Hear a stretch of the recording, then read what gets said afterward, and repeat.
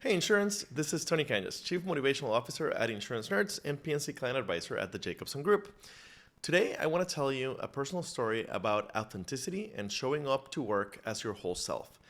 There is a famous quote from Almodóvar's masterpiece film Todo sobre mi madre, All About My Mother, where the character Agrado says, porque una es más auténtica cuanto más se parece a lo que ha soñado de sí misma. Roughly translated to, because one is more authentic, the more one looks like what one has dreamt of oneself. As far back as I can remember, I always wanted to have long hair. Unfortunately, my mom is very conservative and wasn't cool with letting her little boy rock Jesus hair. I went to private school growing up and to two different schools, one from kindergarten to 6th grade and another one from 7th through 12th grade. Both of them strictly prohibited boys from having long hair, and my high school even made a show of publicly trimming the hair of any boys cut with their hair touching the shirt collar of our uniform. When I came to college at Iowa State, the first thing I did with my newfound freedom was to quit cutting my hair. I had grown my hair pretty long by the end of sophomore year when I took a summer job at a hotel front desk and had to cut my hair for that job. This would become a recurring theme in my life. When I graduated from my bachelor's, I took a job as a fleet manager in the very conservative transportation industry.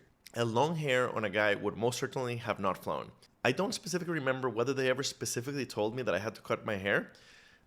They certainly told me that I had to take out my tongue stud every morning before work. Either way, I understood that long hair wasn't acceptable. Then I came into the also conservative insurance industry.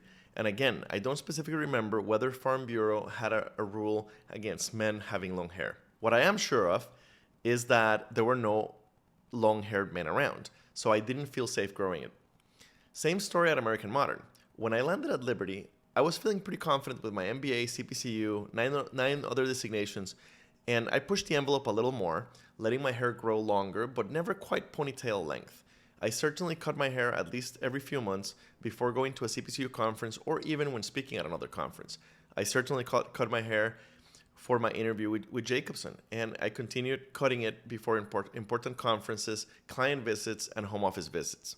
Often, I'd show up for my monthly home office visit with longish hair gelled back to make it as discreet as possible. At the last few jobs, I was never explicitly told that I couldn't have long hair, but it had already been so ingrained in me that long hair is not professional on men.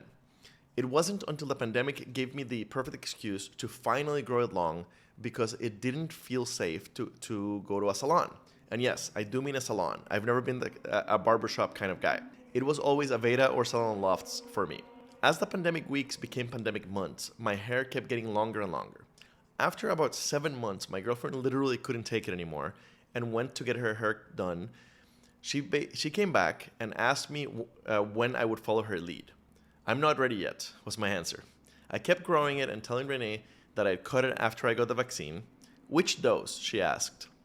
And I'd reply, the third, since at that time, booster shots were not yet on the horizon. Finally, one day, I achieved my goal of ponytail long hair, and Renee gave in and started teaching me how to properly care for long hair. I did some research on the best hair ties for men with long hair and ordered a variety of different ones, including ones specifically for scuba divers. For the whole pandemic, we've been doing all internal and most external meetings as Zoom video calls. Once my hair was ponytail long, there was no hiding it anymore. I have long hair and I love it, but I still felt a little weird about work and kept expecting the axe to drop and to be told that I'd have to cut it. Finally, a couple of weeks ago, during a department meeting, my boss happened to joke that the life insurance team looked like they had all gone to get a haircut together. They all have very short hair.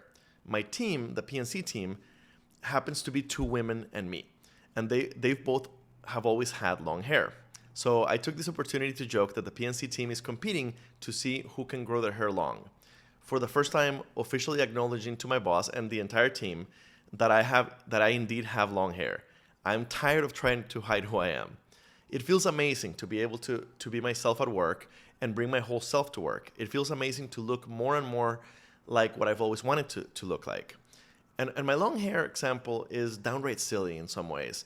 I'm very lucky that I can hide in plain sight if I want to. I can tie it up and it'd be hard to tell in a Zoom video that I have long hair. I could also cut it if needed for a job interview. I can hide in plain sight if needed, but many other people can't hide in plain sight. Many of our colleagues in the insurance ecosystem have historically felt that they have to hide part of who they are in order to be accepted at work. Things have gotten a lot better, but there's still a lot of work to be done.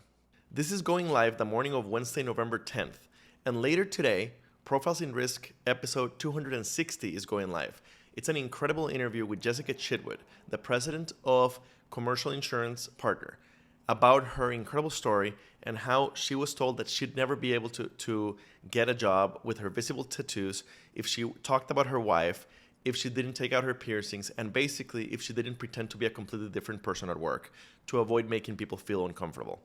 She did the exact opposite and has had explosive success by loudly being her real self. Don't miss it. It really is an amazing interview. Thank you for tuning in today.